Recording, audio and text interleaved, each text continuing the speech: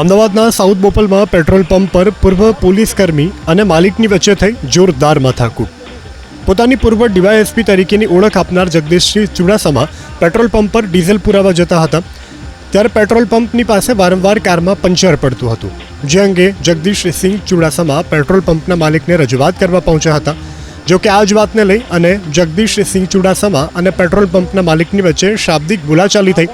Police ઘટના સ્થળ ઉપર પહોંચી તો જગદીશસિંહ ચિંતન પંડ્યાને થપ્પડ પણ મારી દીધી, જે બાદ બંનેની વચ્ચે ઉગ્ર બોલાચાલી થઈ. ચિંતન પંડ્યાનો આરોપ છે કે પૂર્વ ડીવાયએસપી જગદીશ ચુડાસમા અને તેના પુત્રએ તેની કાર જપ્ત કરવાનો પ્રયાસ કર્યો.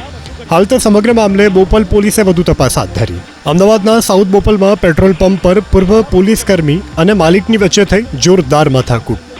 પોતાની પૂર્વ ડીવાયએસપી તરીકેની ઓળખ આપનાર જગદીશસિંહ ચુડાસમા પેટ્રોલ પંપ પર ડીઝલ પુરાવા જતા હતા ત્યારે પેટ્રોલ પંપની પાસે વારંવાર કારમાં પંચર પડતું હતું, જે અંગે જગદીશસિંહ ચુડાસમા પેટ્રોલ પંપના માલિકને રજૂઆત કરવા પહોંચ્યા હતા. જો કે આ જ વાતને લઈ અને જગદીશસિંહ ચુડાસમા અને પેટ્રોલ પંપના માલિકની વચ્ચે શાબ્દિક બોલાચાલી થઈ. પોલીસ ઘટના સ્થળ ઉપર પહોંચી તો જગદીશસિંહ ચિંતન પંડ્યાને થપ્પડ પણ મારી દીધી, જે બાદ બંનેની વચ્ચે ઉગ્ર બોલાચાલી થઈ.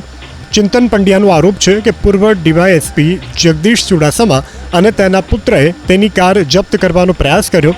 હાલ તો સમગ્ર મામલે બોપલ પોલીસે વધુ તપાસ હાથ ધરી.